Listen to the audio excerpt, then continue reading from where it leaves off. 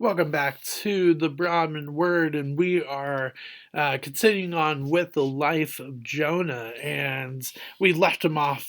We left off with him in the belly of the great fish, and here in chapter 2 of Jonah, which is where we're going. So if you want to turn there with me to Jonah chapter 2, in Jonah chapter 2, it's very much a poem style writing. And Jonah takes this time that he's in the belly of the fish to basically pray and get some things off of his mind and off of his heart. So we're going to break down that prayer in chapter 2 today. So Jonah chapter 2, verse 1. Then Jonah prayed to the Lord his God from the belly of the fish, saying, I called out to the Lord out of my distress, and he answered me. Out of the belly of Sheol I cried, and you heard my voice. So, verse 2 basically is just the idea that he's calling out to the Lord, he's in distress, and he answered me. He didn't answer him verbally, because we would have seen that in chapter 1, but he answered him by bringing the fish to rescue him. And the rescue part is there, out of the belly of Sheol I cried, and you heard my voice. Now, could he be talking about the belly of the fish here? Possibly. However, I think based on verse 3, I think he's talking about the belly of the sea. A lot of the times, too, Sheol is just a Hebrew term for an area or realm of death, and obviously being in the belly of a fish is not going to go well for most people, all people. But it's the sea is kind of seen as a realm of death. If you are tossed into it and you are in the waves and the storms of the sea, which is why when we see storms upon the sea, we see so much fear involved with people that are on the sea, whether it's the mariners in chapter 1 or it's the disciples in the Gospels. They are scared of the sea, yes, based on fear, but also because they have a respect of the dangers of the sea. And so, me personally, I think he's probably talking about the belly of the sea in verse 2, based on what comes about in verse 3. So, verse 3, for you cast me into the deep, into the heart of the seas, and the flood surrounded me. All your waves and your billows passed over me. So, you might think, verse 3, you might have seen this, thinking to yourself, wait a second, God didn't cast Jonah into the sea. The mariners did in chapter 1. But again, the Lord knew that this was going to be the plan, and so he orchestrated it, not only with Jonah going on that specific ship with that specific mariners, but the casting of lots as well. So the Lord is in control the whole entire time. So Jonah is correct here to say that the Lord is the one who cast him into the sea. And then not only that, but his waves and his billows passed over me. It's not the seas that passed over him, but it's the Lord that is orchestrating this. So, verse 4. Then I said, I am driven away from your sight, yet I shall again look upon your holy temple.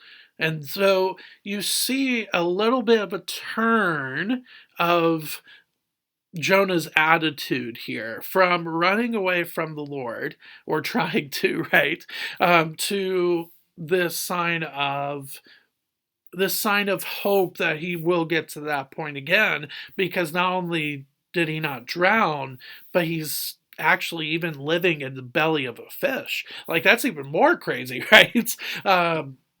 But he continues on with what happened to him in the sea. Verse 5, the waters closed in over me to take my life. The deep surrounded me. Weeds were wrapped about my head. Verse 6, at the root of the mountain, I went down to the land whose bars closed upon me forever. Yet you brought up my life from the pit, O Lord my God. So I think in verses 5 and 6, it shows you the destructive nature of the sea that was underneath the surface. So remember in chapter 1, when they threw him into the sea became calm. Well, again, I think that's on the surface, but underneath the surface, it was still very much a chaotic place. And for Jonah, I think he was dying. I mean, I don't think he was just treading water in the sea and then all of a sudden he was eaten by a fish. I think he sunk to the bottom of the sea, or he was going towards the bottom of the sea, and he was dying. He was dying. The waters closed in over me to take my life. I mean, you can't get more straightforward than that. But then he goes on. The deep surrounded me. Weeds were wrapped about my head at the roots of the mountains. That's not a detail you just make up. No, this is what happened to Jonah. And he went down to the land whose bars closed upon me forever. Sandbars is kind of what I'm seeing here. And yet you brought up my life from the pit, O Lord my God. And even in the first part of verse 7, when my life was fainting away, I literally do think that Jonah was at the point of death when the fish found him. But let's continue on verse 7, though. So when my life was fainting away, I remembered the Lord, and my prayer came to you and to your holy temple. Again, we go back to the life of Samson, who just did so many things wrong. And yet, in his hour of need, he said, remember me, Lord. Well, it's cool to see that same concept here with Jonah as the waves are crashing upon him underneath the surface of the sea, and he's at the bottom of the sea, and everything seems to be just over and done. He not only says, I shall again look upon your holy temple in Jerusalem, so I will get out of this situation. But not only that, but I remembered the Lord, and my prayer came to you into your holy temple. And again, verse 7, you maybe think, okay, the holy temple is in Jerusalem. So what holy temple is he talking about?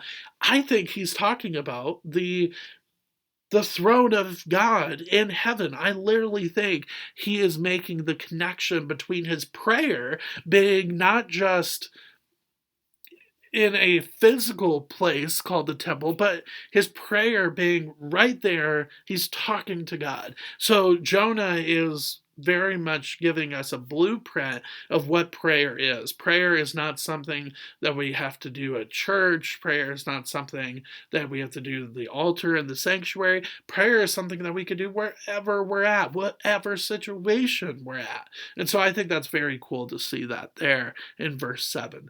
But let's continue in verse 8. Those who pay regard to vain idols forsake their hope of steadfast love.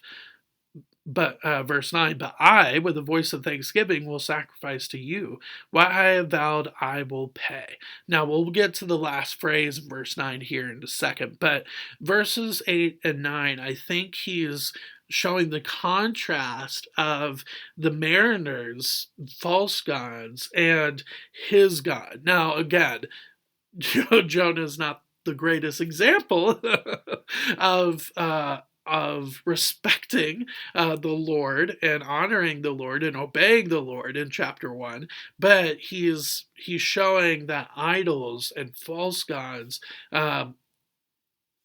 they will not give you anything in return.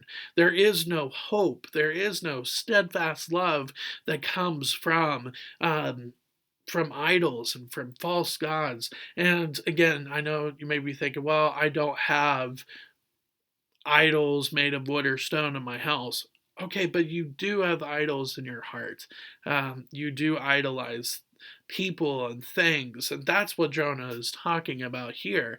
But the thing that will give you hope and the thing that will give you steadfast love is the Lord. And that's why he ends verse 9 with this great phrase, salvation belongs to the Lord.